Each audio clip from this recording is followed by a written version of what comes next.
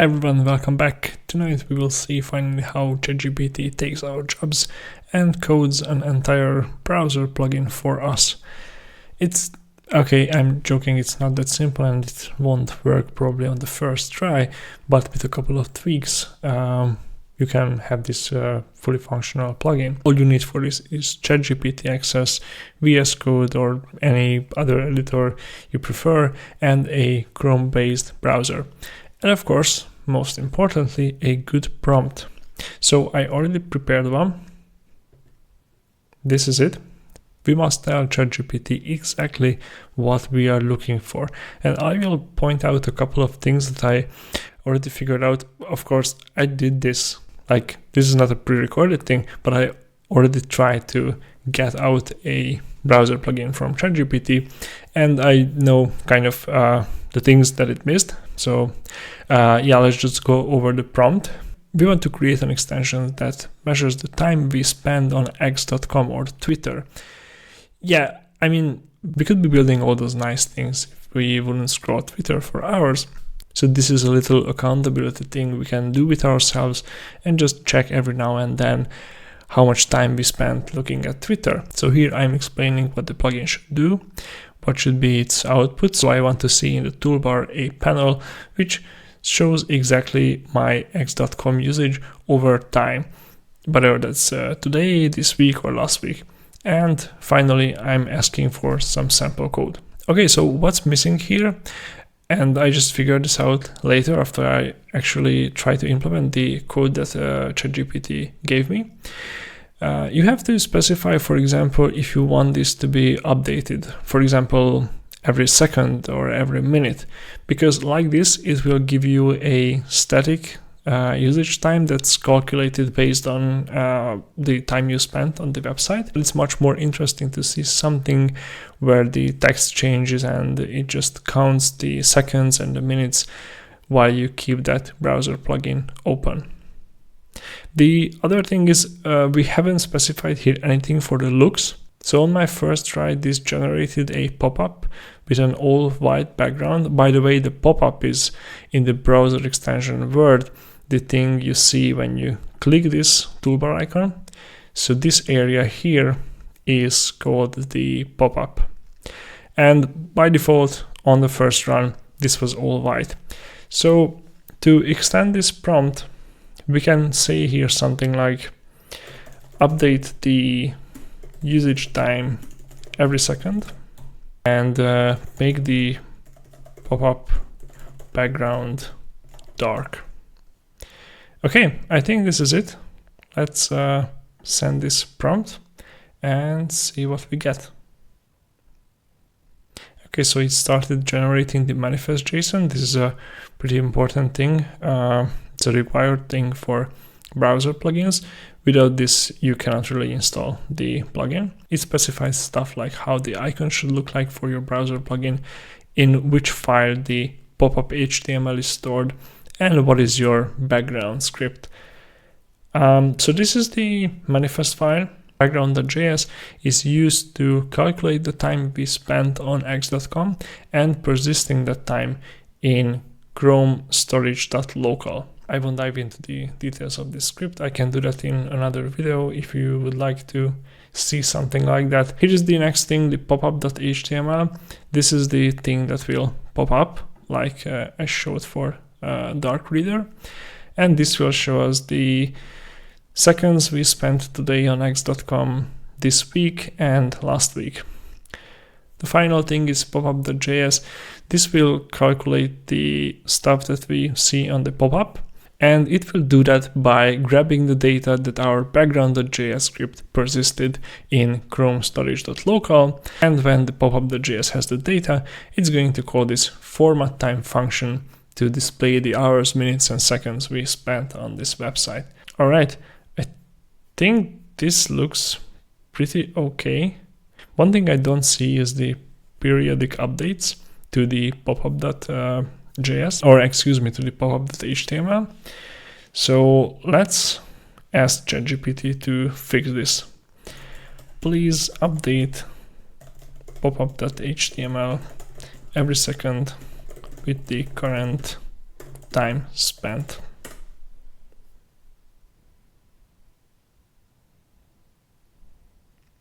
This will probably just add a set interval to the end of the script, so it calls the update pop-up function every second. Yep, there you go. That's the set interval. And it also gives an explanation why it did that. All right, so I think this is it. Let's switch to our editor. Yeah, as you can see here, I already tried one version of this, but let's make a new folder. So make a directory screen X or X time plugin. Switch to that directory. Let's type cursor dot -r to reload cursor in that same directory, and we can create here the manifest file. So it was a manifest.json. Let's go back to the beginning of this prompt and copy it. Okay, so it will complain if we don't supply these icons. So let's just remove these. You have to leave here at least one icon, otherwise it won't install in the browser. The next thing is the background.js. So let's create this file as well. Background.js. Copy paste, really good. 10x engineering skills. Next will be the popup.js. Actually, it is the popup.html. All right. And finally, the popup.js file.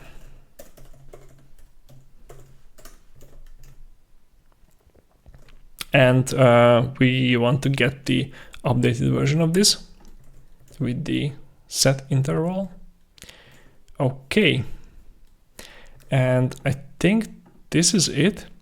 Oh, actually, we have to put here a PNG file with this resolution. Actually, the resolution doesn't really matter for this case. So let me just grab something and paste it here. Okay, so I generated this with Grok. Let's just rename it to icon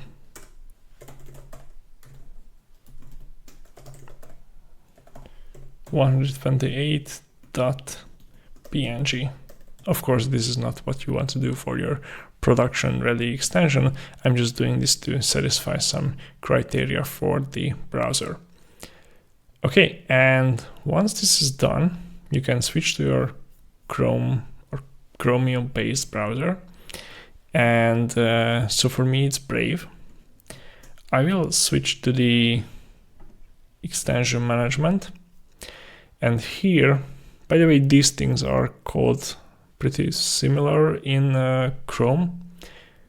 So you click load unpacked, and then you select the directory which we just created. So as you can see, the extension is loaded here. If we click service worker, we will see the background.js. Let me bring this here. So here is the background script that persists the time we spent on x.com. And I think if we open x.com, it should start recording the time. So let's bring this extension into the toolbar by pinning it here, and let's click it. So as you can see, it's already recording. Today it looks like I already spent like 4 minutes on Twitter for some reason.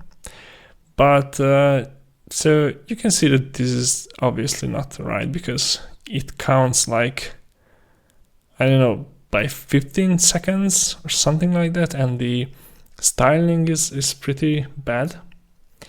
So let's just ask ChatGPT to make the pop-up area wider and fix the seconds counting. Actually, I made a typo here, but I think it will get what I wanted to say. Okay, so it made the pop-up area wider by bumping it to 250 pixels, what it was before. Let's check that real quick. So it was, okay. So it wasn't specified. So let's just copy this code, paste it here. And if you go to extensions and click this reload button, you should see the changes like immediately. So you see it's already better. All right, the only thing left to fix is the counting for the seconds. So let's see the script. What was the problem? Okay, so without looking at this and trying to figure out what's wrong on our own, which would be absolutely a logical thing to do, I'm just going to guess that ChatGPT knows what it messed up. So just reload. Let's go back to x.com. And it's still not working. Let's check out what's happening inside the service worker. Actually, a better thing to do would be to click here, inspect. So here you can inspect the popup.html and the JavaScript file that we included in popup.html. And you can debug here both scripts. So X time is 22. I don't know what X time is, but let's see what happens in update storage. Okay, let's remove this breakpoint. Okay, so this is probably the seconds we spent today on Twitter. This will set it to 78. Oh, it didn't. Okay, this is interesting. Now let's inspect the listeners. I'm going to put a breakpoint into all these and do something on the site, like click following. Okay, so now the tab is updated. So this tab is active. It includes x.com and it's going to start the timer. Okay. So it went again inside on updated and it started the timer again. So we already have 2 set intervals registered. And besides the other set intervals that were already registered. And you can see it's not even incrementing anymore by 2 seconds, but by, I don't know, how many is this? It's 14 or something like that. So this is definitely not what we want. We have to prevent the timer from starting if it's already started. So let's put here a variable. Is timer running? Put it to false. And inside start timer, after we assign the value of set interval to timer, set is timer running to true.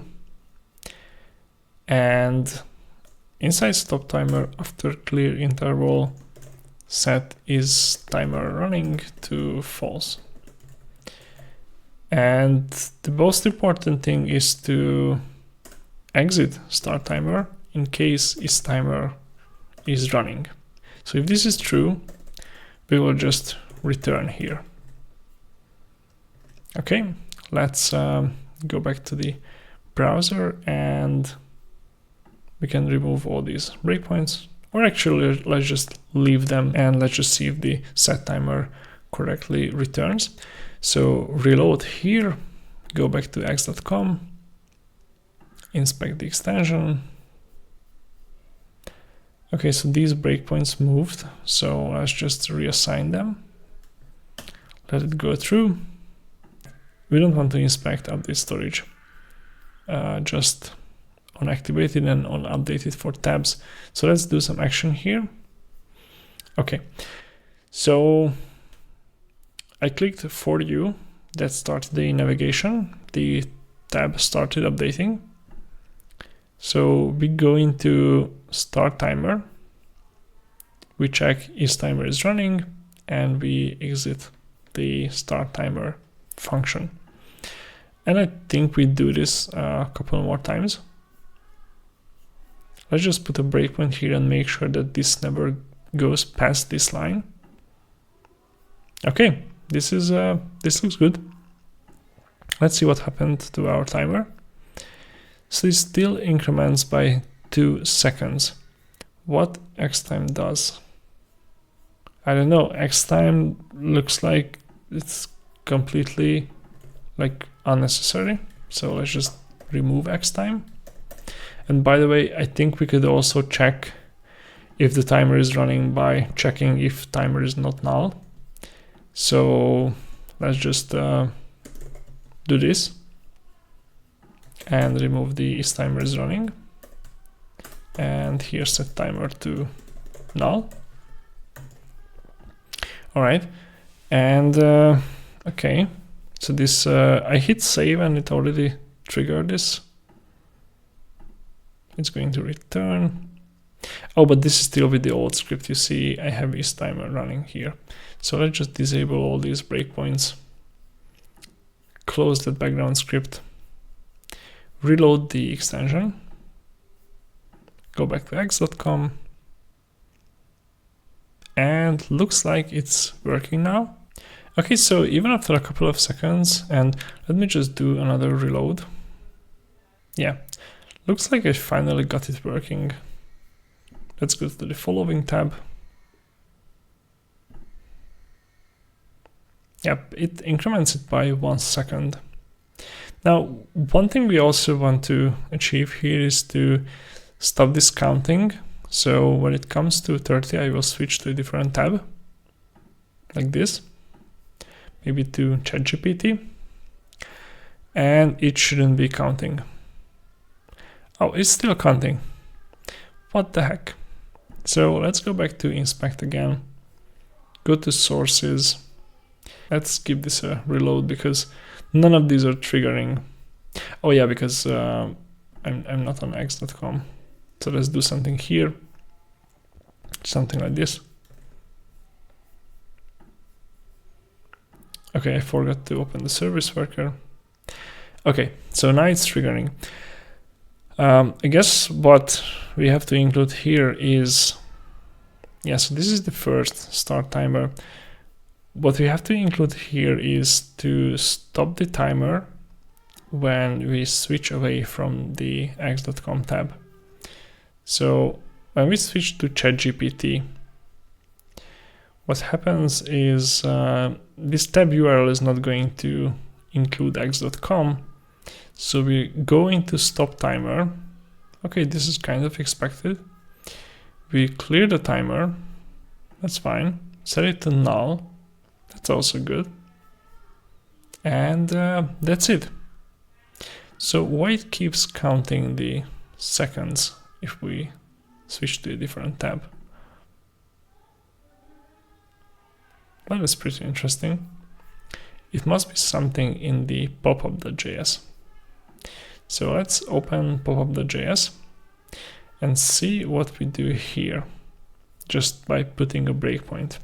Okay, so the problem is that popup.js, besides updating the popup.html every second, it also updates the value for today inside Chrome storage local. So we obviously have to remove this because you can open the popup on other websites as well, but we don't want to control the increment for the time spent from the popup.js file, but from our background script.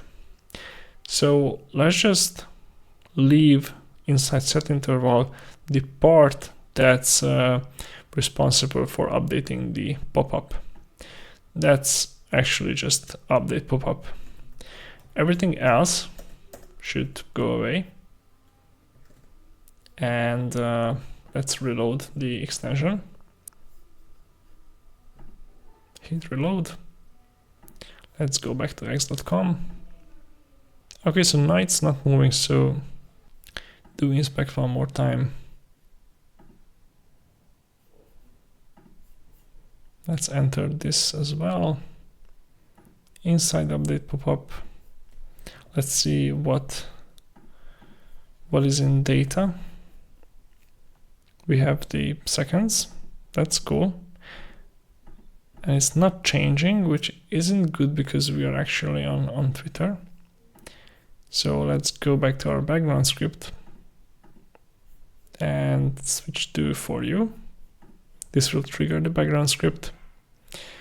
It will go into start timer. This will be undefined. We will start actually, we should have started a new timer, right? So timer is undefined. Oh God, yeah, I see. So I put here a check that's actually true, but timer is undefined and it's not null. So this is my bad. We can either do something like this. Yeah, I think this is because we set it to null in stop timer. So if initially it's not undefined but null, this won't exit here. So the problem was that the timer never started because by default it's undefined, and I'm checking here if it's not null, and because it's not null but undefined, this returns, so the timer never starts. So let's just reload the extension again. Go back to x.com, do some tab switching. It should increment the seconds as we expect. That's good. Let's switch to a different tab, ChatGPT. It should have stopped updating the seconds. Yep. So this is good. Let's go back to x.com, see the pop-up, and it's incrementing again. So this is it. It wasn't like 5 minutes. ChatGPT gave us a pretty good base, although there were some logical errors hidden here and there, but I think it wasn't too bad. And the fact that it explained everything, like why you need this and that file and what goes where, what's the purpose of the manifest JSON, and you can also get like further explanations from it, like, hey, why I need the background.js file, what can I do there? I think this is a pretty good start to extension development. Thanks for watching. Let me know if you like this video and if you want me to try other experiments similar to this maybe, or completely different ones. Don't forget to hit like and subscribe to the channel. See you in the next one. Bye.